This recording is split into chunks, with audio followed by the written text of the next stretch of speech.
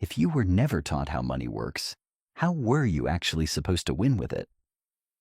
Most of us spend decades navigating a system we don't understand, using rules that were handed down before we were old enough to question them. You went to school, you got the job, you're doing the work. And yet the math doesn't add up the way you were promised. There are 3 specific rules about how money actually operates. Most people never learn them, and the few who do rarely explain them clearly. Nunk, if you feel like you're running faster just to stay in the same place, it isn't a lack of effort. It's a lack of architecture. Think about your current reality. You work hard, but your savings feel slow. You get a raise, and somehow your expenses quietly follow it upward. Meanwhile, you watch people who don't appear to work harder than you building wealth at a completely different pace.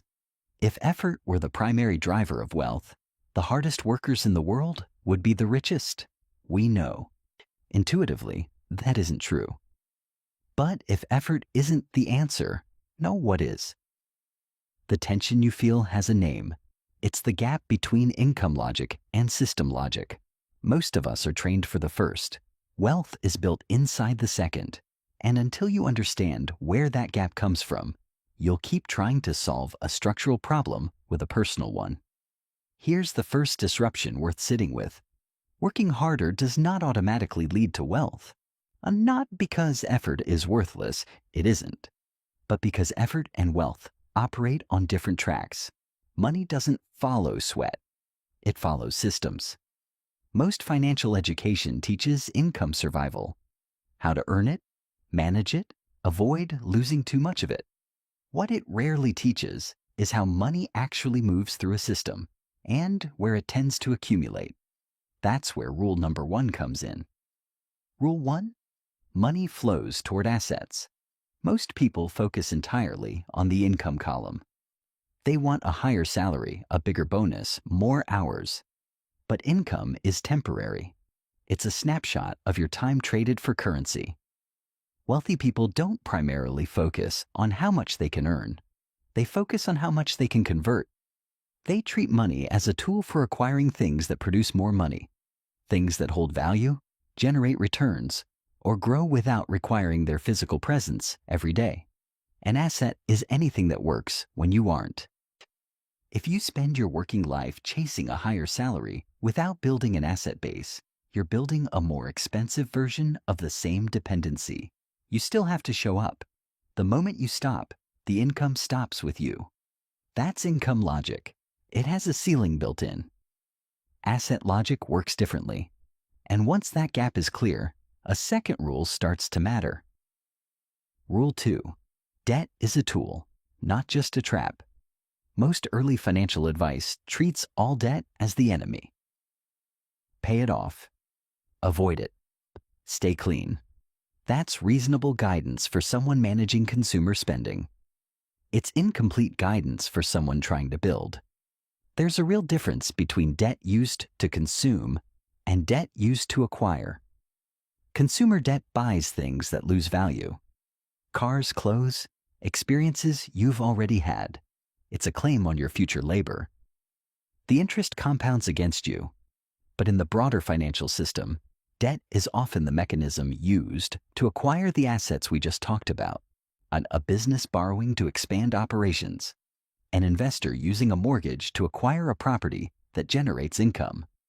In those cases, the debt isn't a liability in the traditional sense. It's leverage.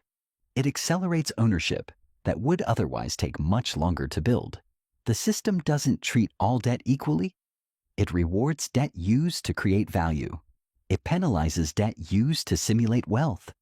Understanding that difference doesn't make debt safe. It makes it legible. Now, here's where most people plateau. Even people who understand the first 2 rules.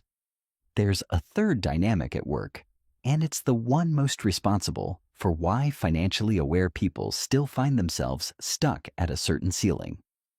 Most people assume that if they save consistently, invest in a diversified fund, and stay disciplined, they've solved the puzzle. In many ways, that's true. It's a sound foundation. But the trajectory of people who build significant wealth looks different from the trajectory of the average disciplined saver. And the reason isn't effort or even knowledge, it's position. Rule 3. Money rewards ownership, not participation. There's a large gap, psychological and financial, between being a participant in a system and being an owner of it. As a participant, you're a component of someone else's engine. You're paid for your role, fairly or otherwise, but you don't benefit from the growth of the engine itself. Your compensation is fixed to your contribution in that period. When the company grows, the equity holders capture that growth. You capture your salary. Ownership means you hold a claim on the value of the system, not just your labor within it. That's true whether you own a business, hold equity in a company, or have a stake in something that appreciates as others contribute to it. School teaches you how to be a high-value participant. It teaches the skills of a valuable gear. It rarely teaches you how to own any part of the machine. This is why salary growth alone doesn't scale wealth the way people expect. Salaries are linear. They grow in steps, tied to time and negotiation. Ownership is multiplicative. It compounds with the growth of what you own, not just the hours you put in. When the question shifts from how much can I make to how much can I own, the entire financial strategy changes. You stop looking only for more income. You start looking for more equity. 3 rules. Let's place them together clearly. Money flows toward assets. If you aren't converting income into things that hold or grow value, you're renting your lifestyle indefinitely. Debt is a mechanism. When used to acquire assets, it accelerates the process. When used to fund consumption, it compounds the problem. Ownership multiplies wealth. The shift from participant to owner, at whatever scale is available to you, is where financial trajectory actually changes. The financial system isn't broken. It's functioning as designed.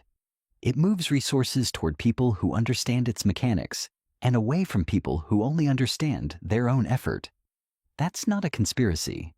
It's a structure. Most people aren't bad with money. They were given a map that only covered part of the terrain, the income side, the survival side. The rest of the map exists. It just wasn't included in the standard curriculum. Understanding the rules doesn't make the game easy, but it makes it navigable in a way it wasn't before. You stop asking how to earn more and start asking how to build more. You stop looking for a bigger paycheck and start looking for a bigger asset base. You were taught to trade your time for money. The longer game is using that money to build something that works without you. That's the part they left out.